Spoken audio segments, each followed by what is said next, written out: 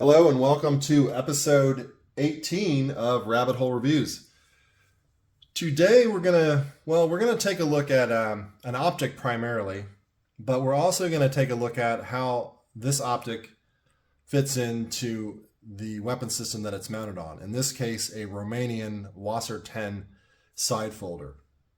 So as I do this review, think of this sight as part of a weapon system. Right? So the weapon and its sight, which its primary feature, its primary benefit of this sight is the absolute co-witness that you get. So this sight is a Kalinka Optics PK-01VS. And as we just went over, the one takeaway you want to get from this video is that this sight is an absolute co-witness. So what that means is its height over bore is low enough where the red dot will overlap or intersect with the front sight post of the AKM. And I found that feature being its main selling point, to be honest. Especially when you look at weapons like this, like these side folders, whether that be this one here, or even I've had these mounted on Arsenal side folders and all kinds of sights or stocks that don't really allow you a proper cheek weld. So in rapid shooting, yes, you can bring the weapon up to bear and use the front sight post only for close range engagements. But if you really want to get behind the sight, the wire stocks just don't really give you that much of a cheek weld, I've found. So this absolute co-witness with this very low height over bore, pretty much as low as you could possibly get, allows you to have that red dot be right where that front sight post is. So you can basically zero both of them at the same time and be right on target. Let's get some of the specs out of the way so we can get on to the more interesting details of this sight. So the PK-01VS is made by Kalinka Optics out of Belarus. It is a no magnification red dot. It has half MOA adjustments. It's a 30 millimeter tube. It has a field of view of 130 degrees with a field of view at 1,000 meters of 300 meters. The red dot is 1 MOA in size. It has no range finding capability. It is nitrogen purged, and it's listed as waterproof, but they don't tell me to what depth or whether that's really waterproof or water resistant. So without any real deep knowledge of this, I'm just going to assume that this is water resistant. So I wouldn't be coming out of any streams with this thing or off the beach. The one thing you want to take away, the second thing you want to take away is the battery life on this is relatively short. So they listed at 400 hours using a AA battery. I don't know if you can increase that with lithium ion or what have you, but 400 hours is not really competitive compared to something like an Aimpoint Pro that lists at 30,000 hours. So yeah, 400 hours in 2022 is not particularly good battery life, but given the uses of this system, you have to ask yourself if you really require more than 400 hours of continuous use.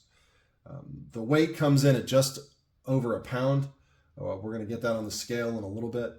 And it comes with a 1-year warranty from the factory. So I will kind of reference this optic and compare it to an Aimpoint Pro. And the reason I do that is because, well, the Aimpoint Pro is just slightly more expensive than this.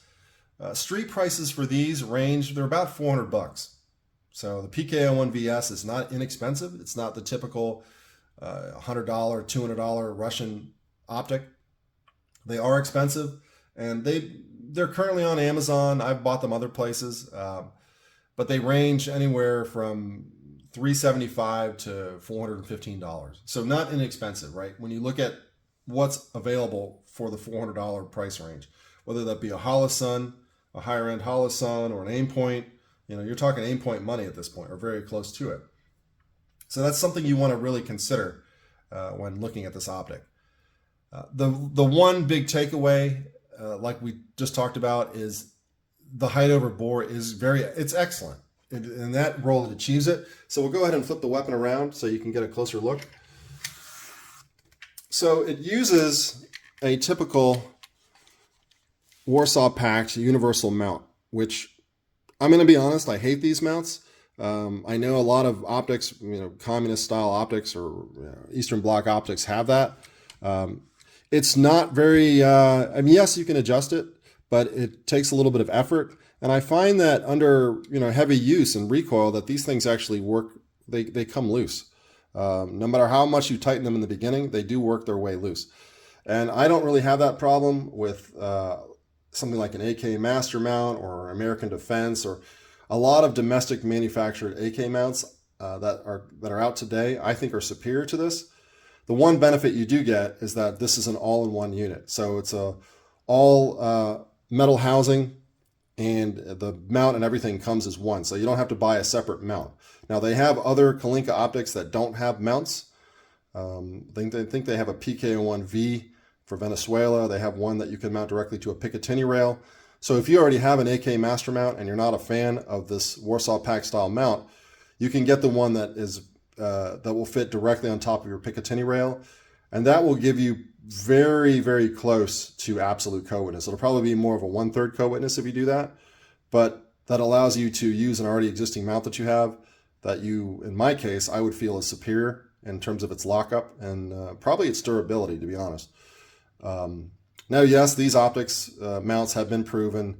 I'm sure in the comment section, people will regale me with tales of how they've served all over the world. And they have, but is this the best option in 2022? Not with some of the domestic mounts that have come out. There's, yes, you'll pay for them, but really, is it worth an extra $100 to get a proper solid mount? I think so, right? If you're in for a penny, you're in for a pound, in my view. What's an extra $100? And so overall, I like these sights. I have several of them. We'll take this out of camera and we'll see if the weights bear out. They listed at just over a pound, and that's accurate. What you got to really think about, though, with a sight like this is, depending on what it's mounted on, the weight's going to get up there, right? So you're looking at a pound for an optic, and then almost 2 pounds, or right around 2 pounds for a loaded magazine, steel magazine, in this case 7.62 by 39, and then of the weapon system itself. So you're looking at like a 9-pound weapon, close to it, loaded up with a red dot.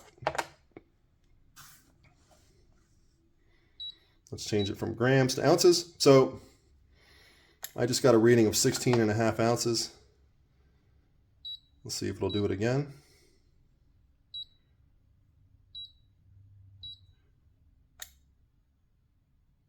Seems like no matter what scales I use in these videos, they always give me trouble. They don't give me trouble off camera. If I weigh it off camera, it's no problem. But doing these single take videos, without fail, I have problems.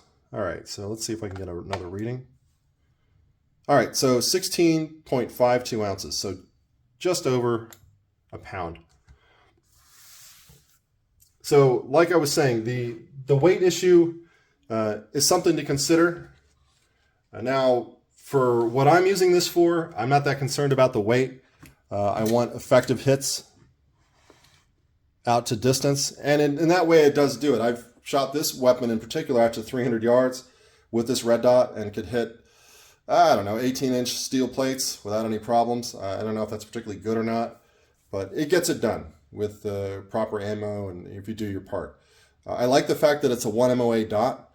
Even something like an Aimpoint Pro has a 2 MOA dot. Now this does have a little bit of a kind of a greenish tint to it. It doesn't bother me, but that's something to be aware of.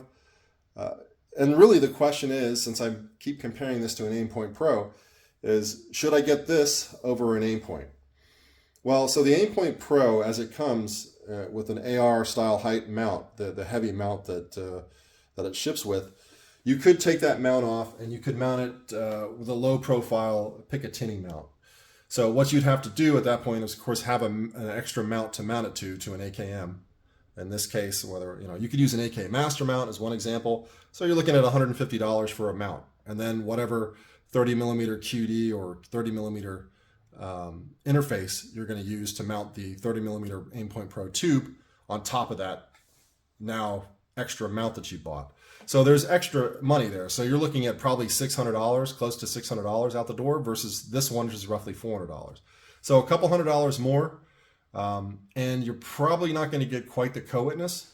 It'll be probably more 1/3 or maybe even slightly higher. You'll be able to see the front sight post, but you won't be able to get the absolute height over bore height that this one offers. And you'll pay a little bit more money for it. But of course, the upside is that you're going to get, in my view, a much more secure and higher quality, more durable mount. I would take an AK Master mount over a Warsaw Pact Universal mount any day of the week. Now that's just me. I'm no optics expert, but I do know what works, and I know what works for me. So, of course, all these reviews and all these opinions are from my experience only. Other people's knowledge base may be higher, and they may be able to squeeze every ounce of use out of equipment that I may not know how to use properly. So I will concede that point. I'm certainly no expert. You're learning every day, right? So that's something to consider when you look at a weapon system like this. They're very nice. I have 3 of these, and I use them exclusively on AKs that really don't allow you to get a proper cheek weld. So I don't generally put these on full stock guns. These are going to go on side folders, whether that be Arsenals or Romanians. And they're good for what they are. I honestly, I wish these were about $100 cheaper. I think that would make it more attractive as an option. The $400, or the 400-hour battery life, yes, it uses a common AA battery, which is nice. There's no weird Soviet or Warsaw Pact style battery you have to use. You can go to Walmart and get batteries for it. The field of view is excellent. The 1MOA dot is excellent. It's never failed me. It does balloon. It definitely gets a halo after about the 7th setting. This is night vision capable if that's something you're into, as is the Aimpoint Pro at the lower settings. But that's just something you want to consider. I've bought into these. Do I regret buying them? No. But the interesting thing is I probably won't buy any more because I've kind of progressed beyond that. And I like having these in inventory. They are very durable. They're very strong. They have been used in conflicts. Like I think they were used in Syria. And so they have been used in war zones other than your local range. So I've managed to, zero them and be effective at 300 yards. And really that's all I was expecting, 200 to 300 yard hits. And in that role, it serves its purpose. They are getting a little pricey, and that's something to be aware of. So that's really all I have for this video. This is really just looking at one sight and how that one sight fits a very specific niche. In this case, it allows you to get a very rapid and somewhat reliable sight picture on a weapon that doesn't really offer that. Like in this case, an AK side folder. They're just not very intuitive in that way. So this has been a quick overview of the PK-01VS Absolute Co-Witness Red Dot made by Kalinka Optics out of Belarus.